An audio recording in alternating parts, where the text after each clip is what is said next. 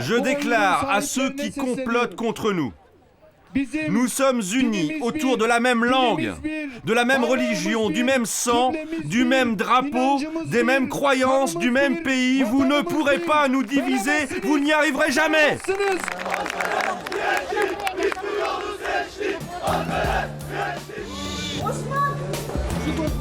C'était le 22 janvier dernier, partout en Turquie. Le gouvernement lance une attaque sans précédent contre ceux qu'il nomme les ennemis de la démocratie. La police passe les menottes à 35 personnes, militaires haut gradés, leaders nationalistes. Pour la première fois, la Turquie met des noms et des visages sur le pouvoir occulte dans le pays, une nébuleuse que l'on appelle ici l'État profond. L'État profond a plusieurs branches. L'armée, l'extrême droite, la police, les milieux mafieux. Ils menacent les juges, attaquent les intellectuels et la presse, ils posent des bombes. Ils éliminent tous ceux qui ne sont pas d'accord avec eux.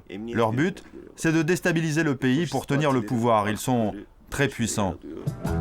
C'est le parti religieux au pouvoir, l'AKP, fort de son large succès aux dernières élections, qui ose lancer une offensive de cette ampleur. L'homme chargé de mener l'enquête est le procureur d'Istanbul, basé au palais de justice, Zekeriya Öz. Impossible de l'approcher pour des raisons de sécurité. La dernière fois qu'un juge avait lancé une enquête similaire, c'était il y a 30 ans. Il avait été assassiné. Le ministère de la Justice a mis de gros moyens à disposition du procureur Öz pour qu'il puisse travailler efficacement. Maintenant, il a toute une équipe avec lui. Et le ministère a aussi mis en place un énorme service de sécurité de 60 à 70 personnes qui surveillent en permanence le bâtiment où il se trouve. Si l'homme est à ce point protégé, c'est qu'il s'attaque à du lourd. À son tableau de chasse, des figures du mouvement nationaliste qui n'avaient jamais été inquiétées auparavant. Comme le général Veli Küçük, ancien chef des services secrets, connu pour avoir menacé de mort le journaliste Hrant Dink, abattu l'année dernière à Istanbul. Ou encore l'ancien officier Fikri Karadag, fondateur du mouvement d'extrême droite Kuvayi Milliye, littéralement Force Nationale. L'homme est accusé d'avoir commandité des attentats antichrétiens. Istanbul, locaux de Kuvayi Milliye. Cela fait 6 mois que leur chef est en prison. Les militants de l'association crient toujours à l'injustice. Ils l'assurent, leurs activités n'ont rien d'illégal. Défilés nationalistes ou manifestations contre les ennemis de la patrie. Regardez, là, on a fait une cérémonie en l'honneur d'Atatürk, le père de la nation. Là, on a manifesté devant l'ambassade de France en 2002 pour protester contre la reconnaissance du génocide arménien. Officiellement, un simple mouvement nostalgique de la Grande Turquie. Je refuse de me prononcer sur l'arrestation de notre chef. C'est une affaire qui concerne la justice. Mais je peux vous dire que notre mission est simplement de transmettre notre histoire à la jeunesse. On fait beaucoup de sacrifices pour notre pays. Le gouvernement ne devrait pas s'en prendre aux nationalistes. Nous faisons de très bonnes choses pour le pays et nous aimons profondément notre patrie. Mais ces hommes ont une manière un peu particulière d'aimer leur patrie. Pour intégrer l'association, voici comment ils procèdent. Il y a quelques mois, une cérémonie d'intronisation a été filmée. Les nouveaux arrivants prêtent serment devant leur chef, celui qui a été arrêté en janvier. Le message, la Turquie ou la mort. Nous jurons sur notre Saint-Coran, sur notre drapeau et sur les armes posées sur cette table. Nous sommes nés de père et de mère turcs.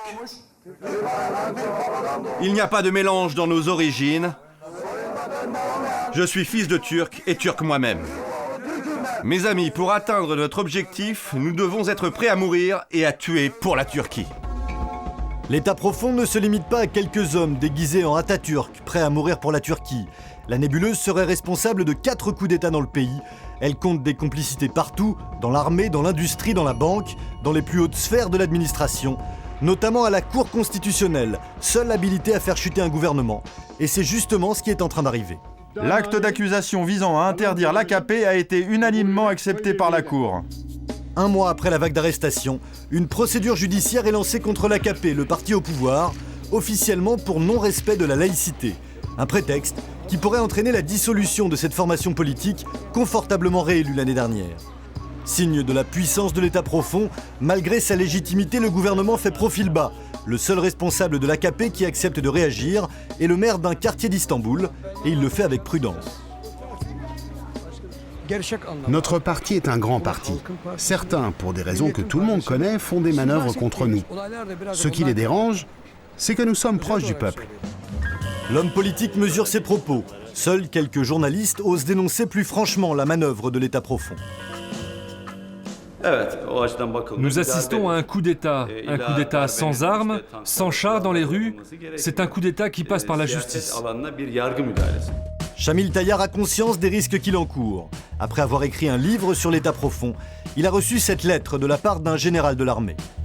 Je te propose que l'on se retrouve pour se battre en duel. Arrête d'écrire dans ton coin, sors de ta cachette. Journaliste de merde, ton cerveau fonctionne mal.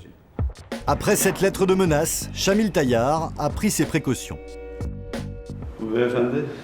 Vous voyez, la police a mis à ma disposition un homme en permanence pour me protéger. J'ai écrit mon livre, voilà ce que ça m'a rapporté. Intellectuels en danger, gouvernement menacé, les grands gagnants de l'histoire sont les nationalistes. Eux, fanfaronnent, sûrs de leur puissance. Ce soir, le parti des Alperen, littéralement les soldats de l'islam et de la Turquie, célèbre la prise d'Istanbul par les Ottomans. Mais ce mouvement de jeunesse d'extrême droite fête une autre victoire, la possible dissolution du parti au pouvoir. Ce qui arrive au gouvernement n'est que justice.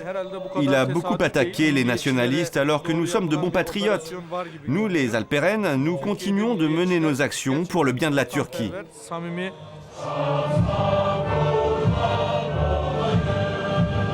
Ces bons patriotes sont pourtant impliqués dans plusieurs assassinats politiques en lien direct avec l'État profond. Mais sans complexe, ils se posent en victimes du gouvernement. Je déclare à ceux qui complotent contre nous, nous sommes unis autour de la même langue, de la même religion, du même sang, du même drapeau, des mêmes croyances, du même pays. Vous ne pourrez pas nous diviser, vous n'y arriverez jamais.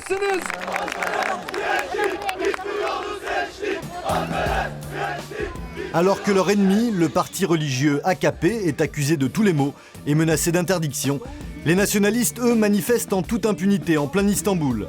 L'opération main propre du gouvernement a touché quelques cadres de l'État profond, pas ses forces vives. La Cour constitutionnelle rendra sa décision au mois de septembre. En jeu, soit le respect des règles démocratiques, soit un 5e coup d'État dans le pays en 50 ans.